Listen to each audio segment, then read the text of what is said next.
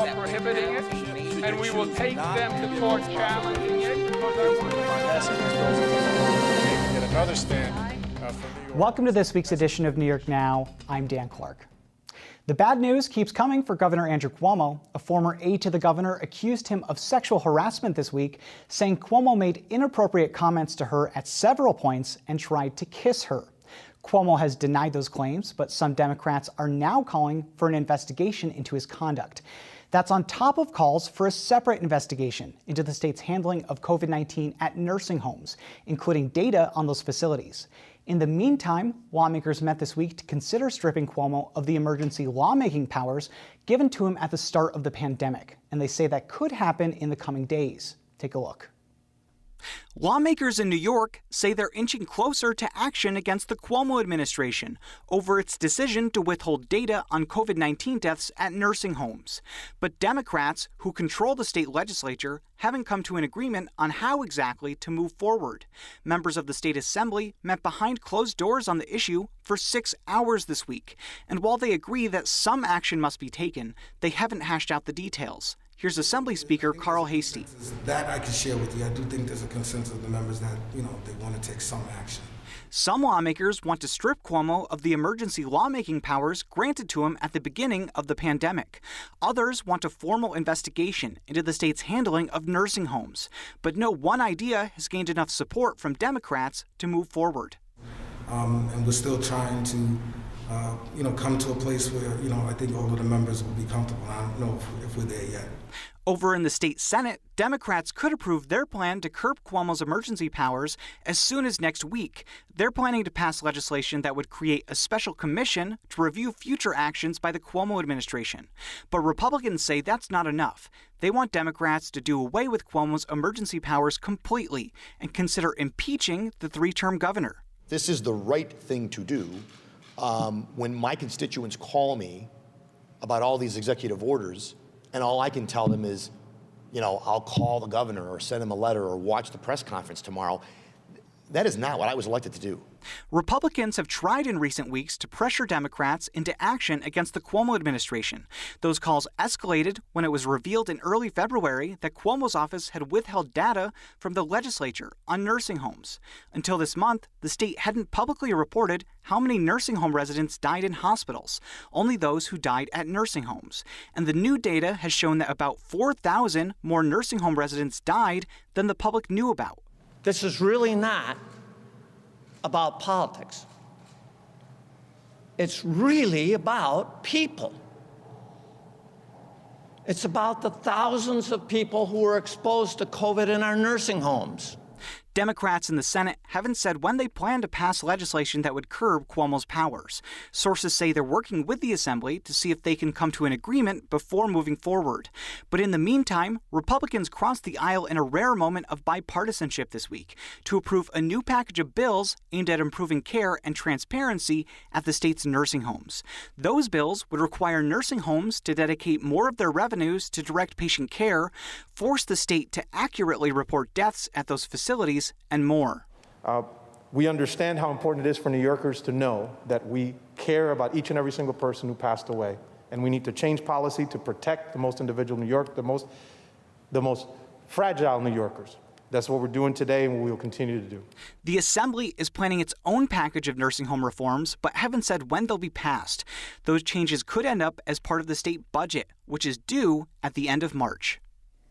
And we did offer Governor Cuomo to come on this week's show, but his team did not make him available. Let's get into where things stand with this week's panel. Karen DeWitt is from New York State Public Radio, and David Lombardo hosts the Capitol Pressroom, also on public radio. Thank you both for being here.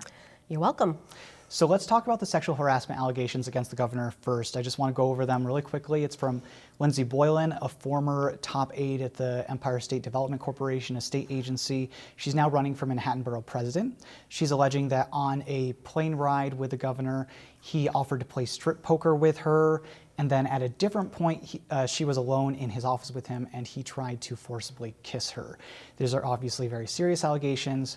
Karen, how has the governor's office responded? Well, I would just say, if true, these are very devastating allegations. They've denied it. Lindsey Boylan did refer to the things that she brought up this week in a tweet way back in December, and Cuomo denied it all, said, women should be heard, but none of this happened. He hasn't spoken, but he's had his top aides say, we were on all of those plane rides in October of 2017 when this allegedly happened. We never heard anything like that. Cuomo had one of his best friends, I guess, his longtime top aide and associate, Stephen Cohen, talk about the governor's character. He's never seen him behave in any way like that. He said, well, he's a tough guy. He gives you his opinion. He's a very, hard-charging boss, but he's only doing it, for our own good, to make us, better people and striving for excellence. But he said he had never seen anything like that. He did admit that he did not work for state government when Lindsey Boylan was employed. So, there's that.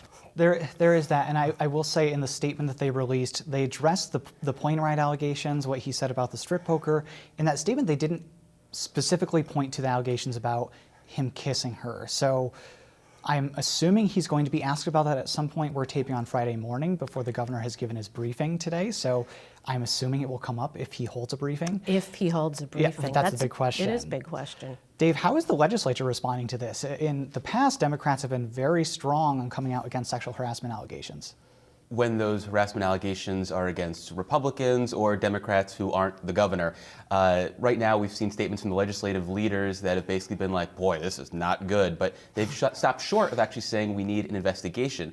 Where we have seen the calls for investigation is from Republican lawmakers, many of whom had nothing to say about this type of thing when Donald Trump was in the White House, and some rank-and-file Democrats. Whether that's going to be enough at the end of the day, though, to get some sort of investigation, whether by JCOPE, the entity that theoretically would have oversight of something like this, but has its own problems because the governor's so entangled with that, or whether maybe the Attorney General gets involved. Theoretically, she could get a referral from the governor to look at criminal charges. And there's also some questions about whether the Senate Ethics Committee could look at this. The chair of that committee, Alessandra Biaggi, right now is trying to find out whether she has the ability to go after the governor in that capacity. Well, the big problem, as you said, Dave, is we don't have a functioning ethics oversight board We can get to in a couple of years. Yeah, because it's really been tainted by Governor Cuomo essentially controlling JCOPE. And actually, they did investigate some sexual harassment charges from some women in the legislature, and they did a very bad job of it. The women said that they felt like they were the ones on trial, so they're not really all that well equipped for this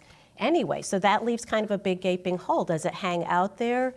How does the governor address it? And I guess the bigger thing that we should mention is no other woman has come forward at this point. This is one account, and if somebody else did, that really, really, really changes the dynamic. There was another staffer who worked for the governor when he was in the Clinton administration 20 years ago, Karen Hinton. She also worked in New York City Mayor Bill de Blasio's office. Right. She wrote in the Daily News this week, basically laying out a culture of bullying and hostility at the governor's office. Yeah, she didn't mention sexual harassment, but she did mention a toxic work environment where the governor constantly demeans his staff and acts like the only reason why they have their job is because of his, just his goodwill, and just creating, an environment where, people essentially feel bad about themselves, which is not a good place to be in. Which is interesting because the Cuomo aides that I've talked to over the years describe things exactly like that. It's a very, very high-pressured environment. Now, that's something I have heard of and, experienced a little bit of it myself in a very public event that in December of 2017 where the governor said some things that, ended up being kind of went viral about, my questions about sexual harassment. So I have experienced, that. And I guess, as we become more aware of these things, it is a bullying style, certainly. We had Assemblyman Ron Kim saying that the governor threatened to destroy him if he kept criticizing the governor at nursing homes, something the governor that's denied. But certainly there is a lot of accounts of a bullying way of being a manager, which I think in the modern era really is not as acceptable as it might have been maybe in the 1980s or 1990s. There's other ways of getting work out of people, like collaboration, praise. It does work. You can do different management styles. This isn't the only way to get what the governor says he wants, which is excellence out of his people. Also this week, before we run out of time, a long-awaited budget hearing on health. Health Commissioner Dr. Howard Zucker finally testified about nursing homes. I watched the entire testimony of him. I found it very anticlimactic. Yes.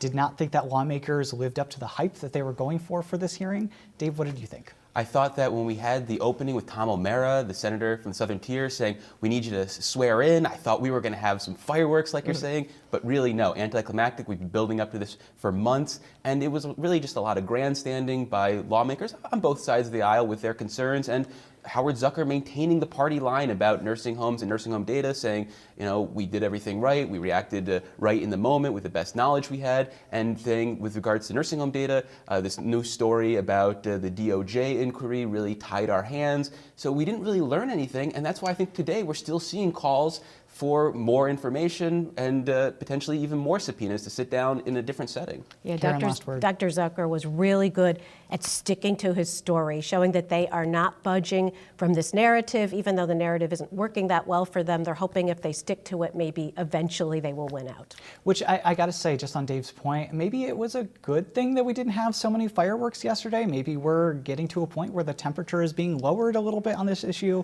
I know that's very optimistic. I bet I'm wrong, but I guess we'll have to watch over the next few weeks. The legislature could act at any point, and we'll see. Right. Karen DeWitt from New York State Public Radio, Dave Lombardo from the Capitol Pressroom, also on Public Radio. Thanks so much. So as we said, lawmakers are doubling down on their calls for an investigation into the Cuomo administration over its decision to withhold data on nursing homes for more than 6 months. And Republicans think Democrats share some of the blame in that. And then in the middle of all of this is the state budget, which is due at the end of March. I spoke this week with Senator Tom O'Mara, the top-ranking Republican on both the Finance and Investigation Committees. Senator Tom O'Mara, thanks so much for being here. Good to be on. Thanks for having me, Dan. Anytime. So I want to talk to you about the budget, but before that, I want to talk to you about the issue of nursing homes, since you have been one of the most outspoken members of the legislature on the issue. You're also the top-ranking Republican on the Senate Investigations Committee, and the Senate is going to be reportedly moving to curb some of the governor's emergency powers, which were given to him last year during the start of the pandemic. I'm wondering, do you think that goes far enough? And from your perspective, what do you think the end goal should be here? Well, the end goal needs to be an investigation to determine what happened and why it happened.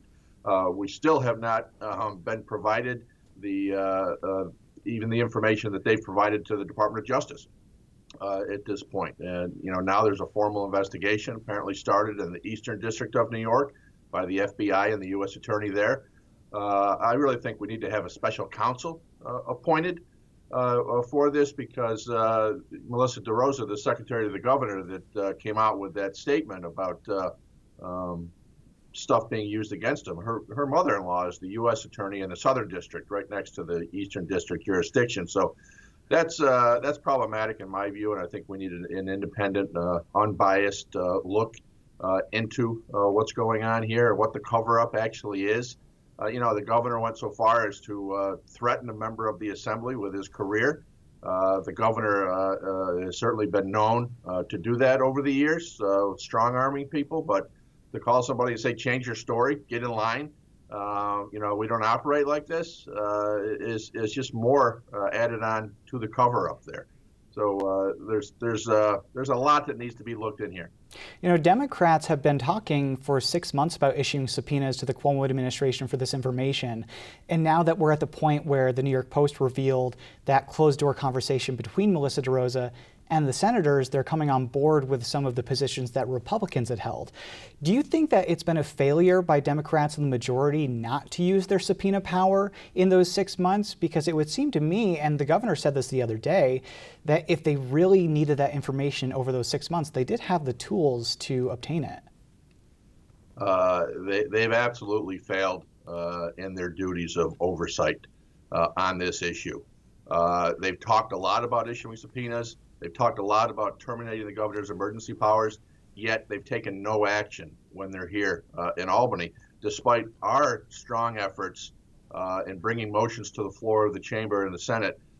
They still vote against them. The administration, the Cuomo administration, also stonewalled FOIL requests from the Empire Center, a good government group here in Albany. And that's unfortunately par for the course for this administration, to stonewall FOIL requests to get information so that people can be examining this, and they're entitled to it by law. It's not right. I think it's an abuse of power, and there should be consequences to Governor Cuomo and his staff for failing to follow the law. I think it's fair to say that there's been a breach of trust between the Cuomo administration and the legislature at this point, even talking about the majorities in both chambers. Do you think there's anything the governor could do right now to gain some of that trust back, either from the legislature or the public? What do you think that he could do right now to maybe lower the temperature or at least move things forward? Well, you know, the governor's been known as a great communicator. He didn't win an Emmy for nothing. His daily celebrity shows, keeping us updated on the coronavirus, were well done, and people were well informed. So he has the ability to communicate this, but he's stonewalling on this. You know, the biggest problem with the emergency powers, from my perspective, in the 11 months that they've been granted, is that as soon as the governor got those, they basically shut down all communication and exchange with the legislature. That's insulting to the legislature and the oversight role, the checks and balances of the legislature with the executive branch. You know, we haven't followed that for 11 months. These majorities are derelict in their responsibilities, and they've continued to collect their incomes over these 11 months, doing next to nothing, not doing their constitutional role in oversight on this. And many of their constituents and mine were unemployed a lot during this period of the coronavirus. Yet this legislature has been fully paid, getting their benefits, and not doing their job. So happening at the same time as all of this, kind of unfortunately, because it takes some attention away, is the state budget process. The state budget is due at the end of March. The state is facing a $15 billion deficit over 2 years. The governor's proposed his budget plan. Democrats seem to be leaning towards some sort of tax hikes on the rich. We don't really know how that's going to hash out, but you are also the top-ranking Republican on the Senate Finance Committee, which negotiates the budget with the governor's office. How do you think the state should be looking to fill that giant budget gap that we're facing right now? Well, I don't believe the budget gap is as significant as the governor has claimed. The governor is certainly trying to make a case to the federal government for as much relief as we possibly can get. I think the gap is probably half of what the governor's claiming that it is. You know, it is a busy time in looking at this, and we're going to find out soon, I think, from the feds just how much money is going to come, and hopefully some of that's going to be directed to local governments directly and not passing through the state, because Cuomo is also known for redirecting those funds or actually cutting what state funds were going to go to certain programs and other local governments and supplanting it with the federal CARES money that has come. So we want to make sure that doesn't happen. But, you know, this whole scandal, it's really throwing a big wrench into the budget process that, you know, and the governor, as we've seen since the scandal broke, he's going to do everything he possibly can now to build goodwill, changing his restrictions almost daily, loosening things up. We can't complain about our economy struggling while the governor has actively shut down our economy, creating bigger fiscal woes than we would have had otherwise. All right, well, we will be watching how the budget plays out over the next few weeks. As I said, it's due at the end of March. Senator Tom O'Mara, thanks so much for being here. Thanks for having me, Dan. And on next week's show, we'll speak to both the chair and the top-ranking Republican on the Senate Health Committee. In the meantime, more now on the state budget. Governor Cuomo wants to use $4 billion in federal aid to replace state aid for schools, but top education officials are against that idea. They say the money should go to schools on top of funding from the state. I spoke this week with State Education Commissioner Dr. Betty Rosa, who I should mention was elected to fill the job permanently earlier this month. Commissioner Rosa, thanks so much for being here. Thank you. Of course. So let's start with the budget, since the state budget is due next week. The governor is proposing a net $2 billion increase in state aid for schools, overall funding, not just state aid. We're talking about federal dollars as well, bringing a total to $31 billion. I'm wondering, from your perspective as the head of the education department, is that enough for schools, or would you like to see more? Well, first of all, I think it's a little bit more complicated than that. We are concerned, and and by the way, the Board of Regents and the department, we are profoundly opposed to the fact that federal dollars, as you know, the CARES Act $2, are being used to replace state dollars. And no different than last year when we had a supplanting. And so we really truly believe that these $4 billion as a result of the CARES Act 2 should be additional dollars that are used for the pandemic and to address the loss and other adverse impacts that we've had. So we are clearly opposed to using the CARES Act $2 as a way to, supplant the state aid portion. So could you talk me through what the $4 billion should be used for, if not this state foundation aid supplant, I guess? What would you like to see schools use that money for? Where's the need, I guess? Sure. As you well know, our schools have gone through a great deal of having shifts in terms of learning issues. So the $4 billion that the feds have supported in terms of the CARES Act 2 are really targeted dollars for learning loss, any kind of adverse impacts in social emotional trauma.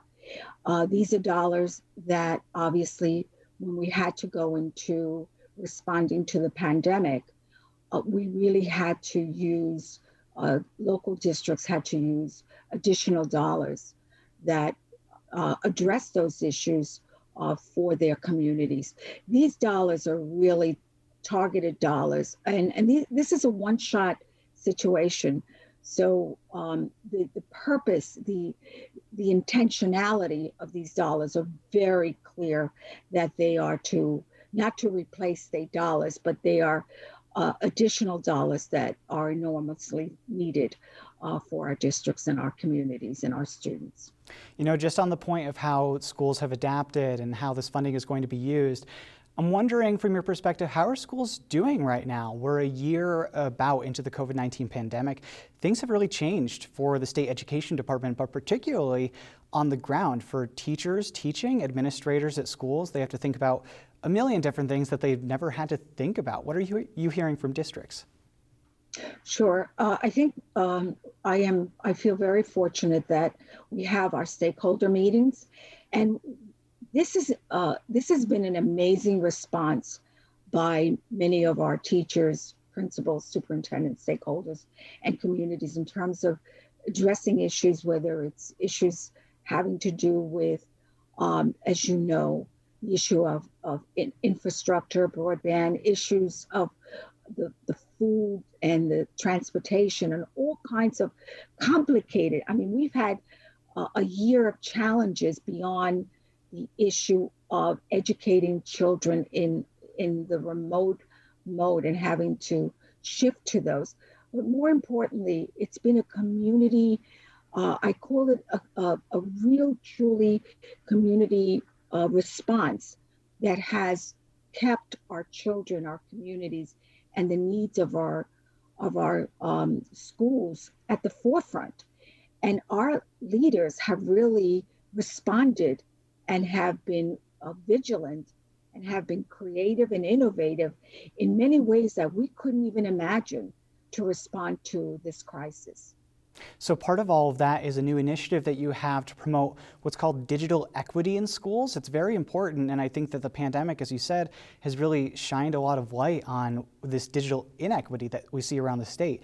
If we're remote learning, you need the technology to do it. So you, at the head of the state education department, you're trying to foster digital equity. Tell me what that means and what you're trying to do here. Well, first and foremost, in March, when we actually shut down our buildings, we did not shut down instruction. And that's really a key point. The main thing here is that we have looked at the infrastructure, the issue of broadband, devices, and we found that many of our poorest communities are particularly our Black and brown children in those poor communities did not have the kinds of devices that were needed to continue their learning.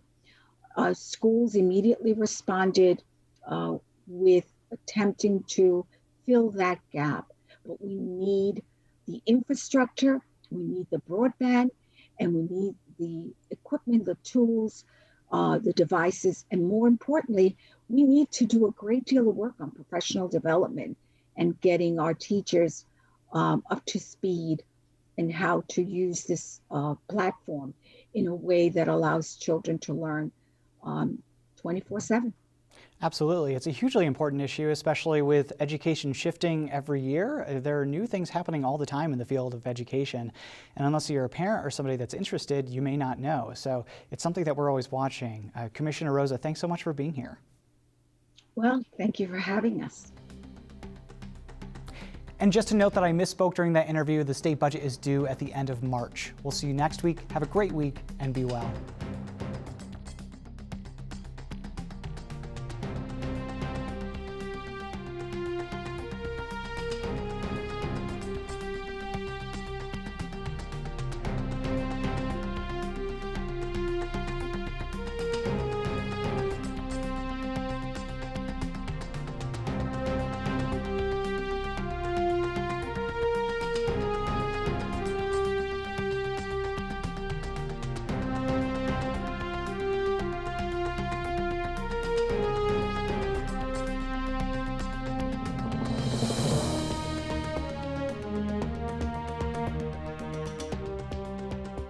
Funding for New York Now is provided by WMHT. And by the Dominic Ferrioli Foundation.